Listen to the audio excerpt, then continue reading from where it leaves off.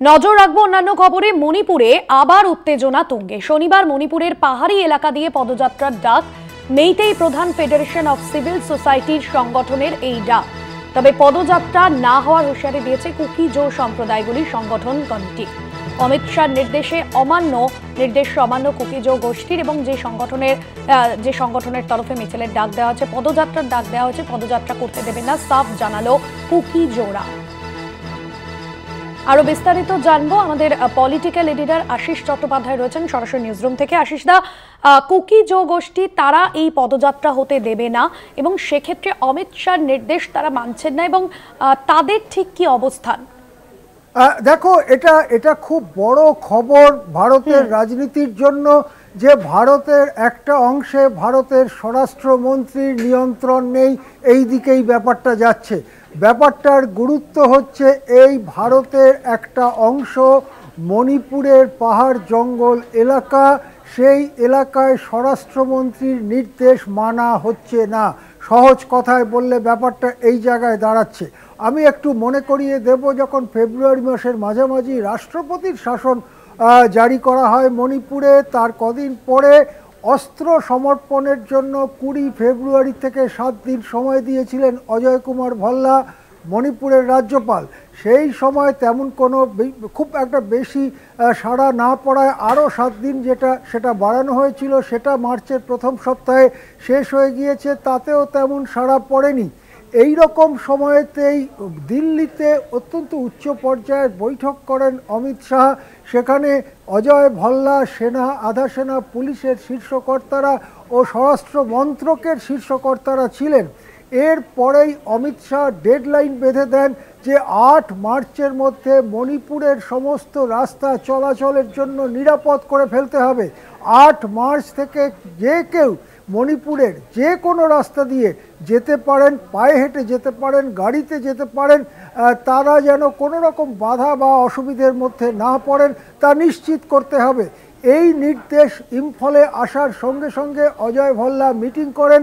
তিনি সিভিল অফিসারদের সঙ্গে, তার পাশাপাশি সেনা, আধা সেনা, পুলিশ অফিসারদের সাথে গুরুত্বপূর্ণ মিটিং করেন এবং 8 মার্চ থেকে এই ব্যবস্থা চালুর লক্ষ্যে পদক্ষেপ নেন।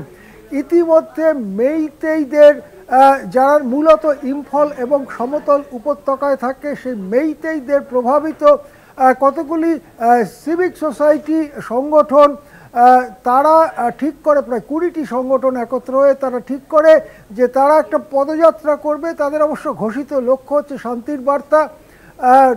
এই শান্তির বার্তা নিয়ে তারা পদযাত্রা করবে এবং পদযাত্রা উপত্যকা ছেড়ে পাহাড়ে উঠবে। এদিকে পাহাড় হচ্ছে কুকি জো আদিবাসী সম্প্রদায়গুলোর প্রধানত বাসস্থান। তারা জানিয়ে দেয় যে কুকি জোর যে এলাকা, সেই এলাকা আলাদা প্রশাসনিক ব্যবস্থা যতক্ষণ না হচ্ছে ততক্ষণ ওই পদযাত্রা চলতে দেওয়া হবে না। এদিকে যারা পদযাত্রা ডেকেছে মেইতেই গোষ্ঠীর প্রভাবিত সংগঠনগুলো, তারাও জানিয়ে দেয় 8 মার্চ আমরা পদযাত্রা করবই। এবারে কুকিজো সংগঠনগুলো আজ সকালে জানিয়ে দিয়েছে পদযাত্রা তারা কিছুতেই ঢুকতে দেবে না। আর আজকেই হচ্ছে 8 মার্চ, যেদিন থেকে চলাচল নিরাপদ করার নির্দেশ দিয়েছিলেন দেশের স্বরাষ্ট্রমন্ত্রী অমিত শাহ। এখন আমরা খবর পাচ্ছি যে ইম্ফলে যে এলাকা, ছোট্ট একটু এলাকায় কুকি জোড়া থাকেন, সেটা চারদিকে নিরাপত্তা বাহিনী এসে গিয়েছে। তারা সেই জায়গাটা নিরাপদ রাখবার জন্য যা করার করছে, টহল চলছে। ইম্ফল সহ মণিপুরের সর্বত্র সেনা, আধা সেনার বাড়তি তৎপরতা লক্ষ্য করা যাচ্ছে। পুলিশেরও এমনিতে মণিপুরে কদিন ধরে যেন একটা আপাত শান্তি ফিরে এসেছিল, সেই শান্তিটা একটা ভয়ানকভাবে ভেঙে যাওয়ার একটা সম্ভাবনা তৈরি হয়েছে। যদি মেইতেই প্রধান সিভিক সংগঠনগুলোর যে ফেডারেশন, তারা যদি রওনা দেয় পাহাড়ের দিকে এবং তাদেরকে যদি বাধা দেওয়ার পরে হিংসা সৃষ্টি হয় এবং তার উপরে যদি নিরাপত্তা বাহিনীকে হস্তক্ষেপ করতে হয়, তাহলে মণিপুরে কিন্তু আবার বড়সড় হিংসার ঘটনা ঘটতে পারে। এখনো পর্যন্ত মণিপুরের রাজ্যপাল কিছু কথা বলেননি এই নিয়ে। তিনি যারা পদযাত্রা করবে তাদেরকেও থেমে যেতে বলেননি, কুকিজো সম্প্রদায়কেও কোনো রিকোয়েস্ট করেননি। এই জায়গাতে বিষয়টা দাঁড়িয়ে আছে। আমরা লক্ষ্য রাখছি মণিপুরের ঘটনাবলী কোন দিকে গড়ায়। তবে উত্তেজনা তুঙ্গে, মণিপুরে পদযাত্রাকে কেন্দ্র করে উত্তেজনা তুঙ্গে। একদমই ধন্যবাদ জানাবো আশিস দা আপনাকে।